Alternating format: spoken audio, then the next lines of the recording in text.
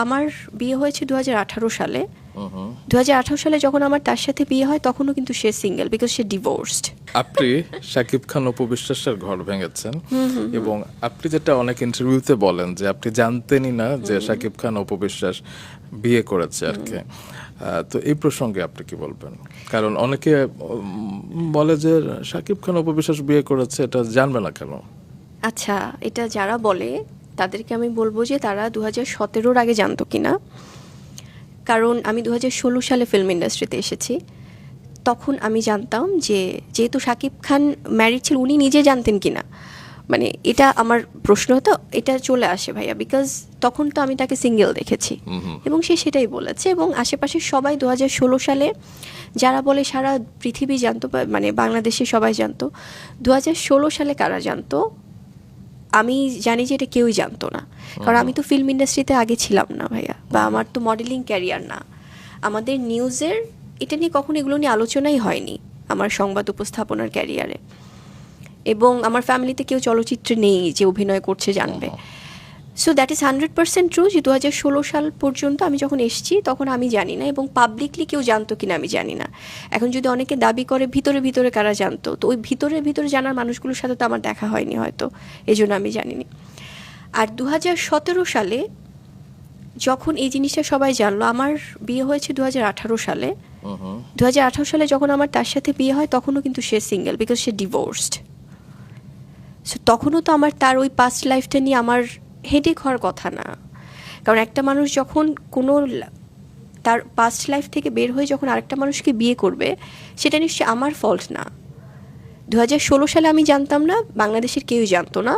এটাও যে আমি আবারও বলবো যে আপনারা একটু স্টাডি করে আসেন। একটা গুঞ্জন ছিল, কিন্তু সেটা তো আমার, এটা অফিশিয়াল তো কিছু গুঞ্জন ছিল সবার না। সাথে, সব নায়ক নায়িকাদের থাকে। রাইট। যারা যারা অভিনয় করে তাদের সবার সাথে একটা গুঞ্জন তৈরি হয়ে যায়, আর জুটি হয়ে করলে তো আরও। কিন্তু ওনারাই যেখানে অস্বীকার করেছেন ইন্ডিভিজুয়ালি অনেক প্রোগ্রামে, যেটা আমরা এখন দেখি, হয়তো ওনারা বলবেন যে আপনারা তো তাহলে আপনি তো আগে নো, এখন আমরা প্রোগ্রামগুলোতে দেখি যে ওনারাই নিজেরা অস্বীকার করেছেন যে আমরা আরও 5 বছর পরে বিয়ে করবো, 2 বছর পরে। সো এই জিনিসটাই তো ওনারা আমাদের সাথেও বলেছে। আমি রেড পরেছি, অন্য কেউ অনেকে হয়তো লাল পরেছে, উনি কপি করেছে। আমি ব্লু ড্রেস পরেছি। এখন কপি যদি আসে তাহলে তো আমি, অনেকে আছে ভাইয়া যে যারা আওয়ামী লীগের সময় আওয়ামী লীগ হচ্ছে, বিএনপির সময় বিএনপি হচ্ছে, জামায়াতের সময় আবার জামাত হয়ে যাচ্ছে। তাহলে তো আমি অন্যদের কপি করলে আমি ভাবতাম আমি এভাবে রাজনীতি করবো, এটা কপি করতে হবে আমাকে। আমি যদি আমার কাছে মনে হতো যে ফাইন আমি কপি করবো, তাহলে আমি অনেকে একবার মুসলিম হচ্ছে, একবার হিন্দু হচ্ছে, আবার মুসলিম হচ্ছে, আবার বৌদ্ধ হচ্ছে, মানে এটা কপি করব। মুভি আমার কোনো কোয়ালিটিতেই আসে না, তো ও আমার কোয়ালিটি তৈরি করতে অনেক দিন সময় লাগবে। আমি ঘরে রান্না করেছি, বাইরেও ক্যামেরা অ্যাকশন দিয়েছি, আবার বাচ্চাও নিয়েছি, প্রকাশও করেছে।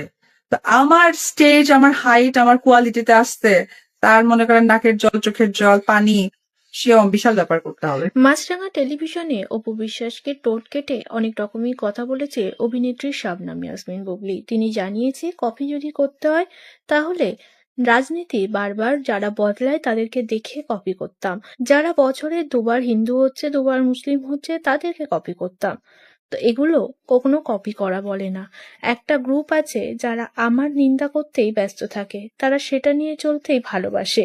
এভাবেই নাম না করেই অপু বিশ্বাসকে খোঁচা মেরেছে বুবলি নতুন একটি ইন্টারভিউতে এসে।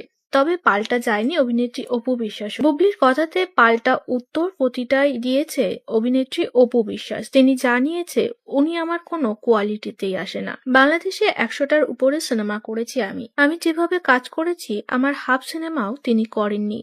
আমি যেভাবে নিজের জায়গা তৈরি করেছি সেই জায়গা তৈরি করতে গেলে ওনার নাকের জল চোখের জল এক হয়ে যাবে।